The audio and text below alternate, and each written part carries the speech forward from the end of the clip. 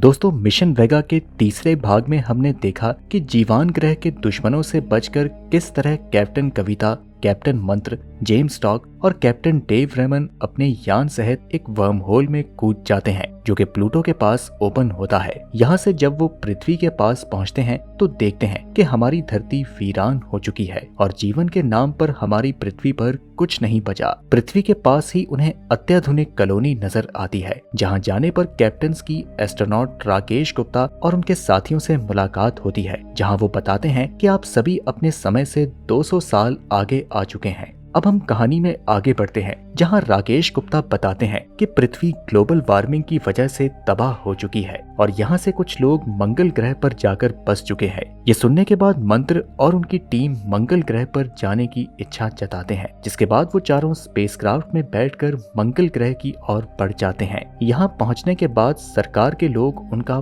पूरे दिल से स्वागत करते हैं। कुछ समय बाद वो बताते हैं कि यहाँ पर भी हम इंसान सुरक्षित नहीं है, क्योंकि जीवान ग्रह की तरह ही पृथ्वी के कुछ कंपनी वाले जुपिटर के मून यूरोपा पर अपनी एक अलग दुनिया बसाकर रह रहे हैं और अब वो मंगल ग्रह को भी हथियाना चाहते हैं, जिसके लिए वो बार बार हमला करने चले आते हैं और उनके हमले से बचने के लिए ही हम मंगल के भूगर्भ में बस्तियां बसाकर रह रहे हैं। ये सब सुनकर मंत्र को बहुत दुख होता है और तभी ग्रुप में से एक आदमी बताता है कि वेगा स्टार सिस्टम से कैप्टन जे-चार्ज यहाँ आपसे मिलने आए थे, लेकिन उनका पीछा करते करते जीवान ग्रह के कंपनी वाले भी यहाँ आ गए, जिनसे मिलकर हमारे दुश्मन अब और भी ज्यादा ताकतवर हो चुके हैं। ये सब सुनने के बाद मंत्र और उनकी टीम मंगल ग्रह को बचाने की सोचते हैं और वो किसी ऐसे इंसान से मिलने की इच्छा जताते हैं जो कि क्वांटम फिजिक्स को जानता हो। वहाँ पर मौजूद साइंटिस्ट उन्हें डॉक्टर जगन्नाथ गोविंद राजन के बारे में बताते हैं और मंत्र, कविता और बाकी के कैप्टन उनसे मिलने के लिए चले जाते हैं। कैप्टन मंत्र डॉक्टर जगन्नाथ गोविंद राजन से मिलने के बाद उनसे अपने समय में वापस जाने का उपाय पूछते हैं, जिस पर वो बताते हैं कि हमारे सोलर सिस्टम में छोटा ही सही लेकिन एक ब्लैक होल है जो कि जुपिटर में मौजूद है। इसे सुनकर सभी लोग दंग रह जाते हैं, लेकिन इससे पहले कि कोई उस पर अपनी प्रतिक्रिया देता,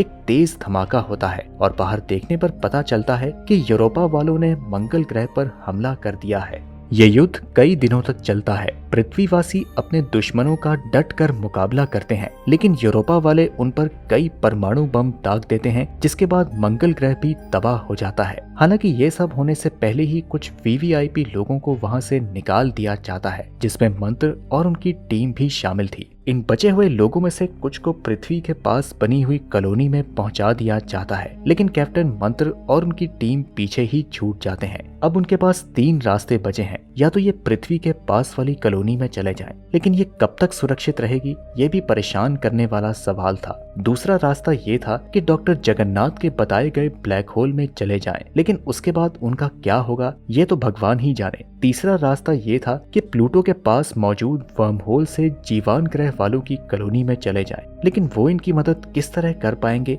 ये भी साफ नहीं था। ऐसे में उन्हें सबसे सही पृथ्वी के पास वाली कॉलोनी में ही जाना लगता है और वो अपना स्पेसक्राफ्ट वहीं पर मोड़ लेते हैं। लेकिन दोस्तों, स्पेस कॉलोनी में एंटर करने से पहले ही उनके स्पेसक्राफ्ट को रोक दिया जाता है। वहाँ के इंचार्ज डॉक्टर यथार्थ हैं, जो कि उनसे कहते हैं कि आप अंदर नहीं आ सकते, क्योंकि यहाँ के सिक्योरिटी सिस्टम के लिए जितने लोग पहले से मौजूद हैं उनसे ज्यादा की परमिशन मैं आपको नहीं दे सकता हूँ। इस पर कविता कहती है कि प्लीज सर, समझने की कोशिश करें, इस समय हमारे पास इस कॉलोनी के अलावा और कोई दूसरा ऑप्शन नहीं है। ये सुनते ही डॉक्टर यथार्थ तंज भरा जवाब देते हैं, क्या आप डॉक्टर जगन्नाथ से नहीं मिले? ये सुनते ही सब चौंक जाते हैं, साथ ही ये भी समझ जाते हैं कि यथार्थ उन्हें ब्लैक होल में भेजना चाहते हैं। इस पर मंत्र जवाब देते हैं कि ब्लैक होल में जाने से पहले हमें कुछ तैयारियां करनी पड़ेंगी, कम से कम उसके लिए तो हमें इस कॉलोनी में रहने की इजाजत दीजिए। ये सुनकर यथार्थ ने उन्हें अंदर आने की इजाजत दे दी और इन्हें आराम करने के लिए एक कमरा दिया जाता है, जहाँ सारे टीम मेंबर थके हुए हैं और सोना चाहते हैं, पर मंत्र की आंखों से नींद कोसों दूर है। वो बस यही सोच रहे थे कि यथार्थ आखिर डॉक्टर जगन्नाथ को कैसे जानते हैं। मंत्र डिसाइड करते हैं कि सुबह होते ही वो यथार्थ से मिलेंगे और उनसे इसका जवाब पूछेंगे। अगली सुबह वो यथार्थ के पास पहुंचते हैं, जहां एक गार्ड बताता है कि वो 3 दिन के लिए कहीं गए हुए हैं। ये सुनकर मंत्र थोड़े निराश होते हैं, लेकिन उनके पास इंतजार करने के अलावा और कोई रास्ता नहीं होता। इस दौरान वो अपने समय में वापस जाने के लिए तैयारियां करते हैं और 3 दिन बाद जब यथार्थ लौटते हैं तो सारी टीम जवाब लेने के लिए उन तक पहुंच जाती है। मंत्र उन्हें पूछते हैं कि सर, हम आपसे जानना चाहते हैं कि आप डॉक्टर जगन्नाथ को कैसे जानते हैं? क्या आपको ब्लैक होल के बारे में उन्हीं से पता चला? इस पर यथार्थ जवाब देते हैं कि मैं आपकी चिंता समझ सकता हूँ। असल में जब आप साल 2100 में पृथ्वी छोड़कर मिशन वेगा के लिए निकले थे, उस समय सब ये सोच के बहुत खुश थे कि हम पृथ्वीवासी एक नई दुनिया की खोज करेंगे। लेकिन जब आपका अंतरिक्ष यान खो गया और आप निर्धारित समय पर वापस नहीं लौटे तो सबकी चिंता बढ़ने लगी। इस घटना के 8 साल बाद आपका पता लगाने के लिए नासा ने 5 लोगों की एक टीम भेजी, जिसमें मैं भी मौजूद था। ये सुनकर हर कोई हक्का बक्का रह गया, जिस पर कविता पूछती है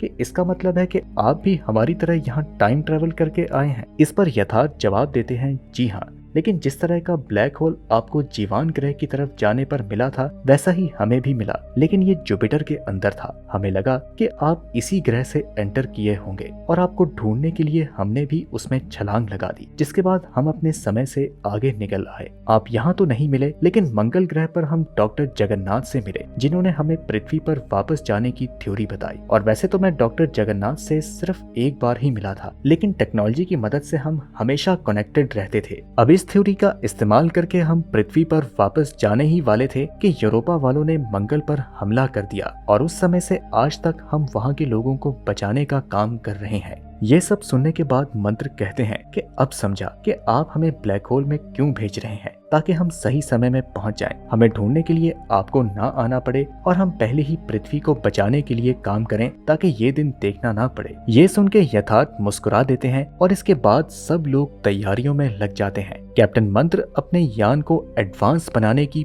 पूरी कोशिश करते हैं और फाइनली वो बनकर तैयार भी हो जाता है। इस तरह कैप्टन मंत्र और उनकी टीम को ये स्पेस कॉलोनी छोड़ के जाने का समय आ जाता है। चारों टीम मेंबर काफी एक्साइटेड हैं, लेकिन कैप्टन यथार्थ को यहाँ छोड़ के जाना उन्हें बहुत मुश्किल लगता है। यथार्थ कहते हैं अपनी दुनिया में जाने के लिए तैयार हो जाएं। अगर सब ठीक रहा तो हम वहाँ दोबारा मिलेंगे। ये सुनकर मुस्कुराते हुए कैप्टन मंत्र अपने स्पेसक्राफ्ट की तरफ बढ़ते हैं और जुपिटर की ओर रवाना हो जाते हैं। जैसे जैसे वो ब्लैक होल के करीब बढ़ रहे होते हैं, चारों की धड़कनें तेज होने लगती हैं। इस ब्लैक होल में जाना मौत के कुएं में एंटर करने से भी ज्यादा खतरनाक था, लेकिन फिर भी वो हिम्मत करके अपना यान इसके अंदर डाल देते हैं। जैसे ही यान ब्लैक होल में एंटर करता है, तब एक जोरदार धमाके की आवाज आती है और उसके बाद सन्नाटा छा जाता है। कुछ समय के लिए चारों सुन रह जाते हैं, लेकिन जब उन्हें एहसास होता है कि वो अभी जिंदा हैं, तो सब सुकून की सांस लेते हैं। ब्लैक होल के अंदर चारों तरफ अंधेरा है, ना तो कुछ दिखाई दे रहा है और ना ही कुछ सुनाई दे रहा है। तभी अचानक से उन पर प्रेशर बढ़ने लगता है और चारों बेहोश हो जाते हैं।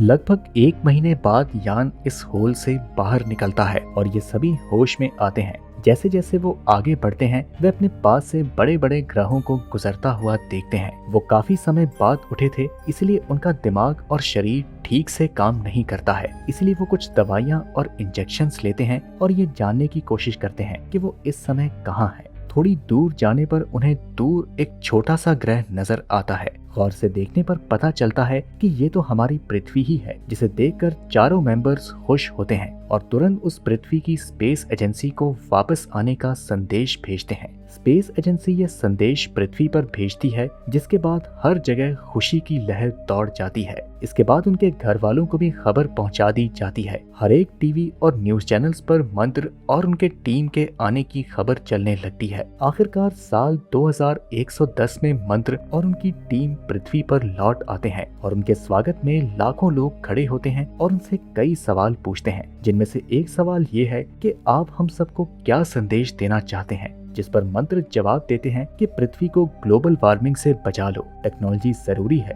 लेकिन पृथ्वी को नुकसान पहुंचाने के लिए नहीं। इस पर भीड़ में से एक जूनियर साइंटिस्ट निकलकर कहता है, मैं आपसे सहमत हूं कैप्टन। जब मंत्र उस आदमी की तरफ देखते हैं तो उसे फौरन पहचान लेते हैं कि ये तो यथार्थ है। इसे देख मंत्र मुस्कुरा देते हैं और अपनी टीम के साथ सबको धन्यवाद करके अपनी फैमिली से मिलने चले जाते हैं। इसके कुछ समय बाद मंत्र अपना ट्रांसफर एनवायरनमेंट डिपार्टमेंट में करा लेते हैं और पृथ्वी को ग्लोबल वार्मिंग से बचाने के लिए काम करते हैं। तो दोस्तों ये कहानी हमें ये सिखाती है कि भगवान द्वारा पृथ्वी के रूप में हम इंसानों को जो तोहफा मिला है हमें उसकी कदर करनी चाहिए, वरना आने वाले समय में हमारा हाल भी इस कहानी के जैसा ही होने वाला है। बाकी आज के लिए बस इतना ही, और ये सीरीज आपको कैसी लगी हमें कमेंट में जरूर बताएं। हम मिलते हैं आपसे अगली वीडियो में।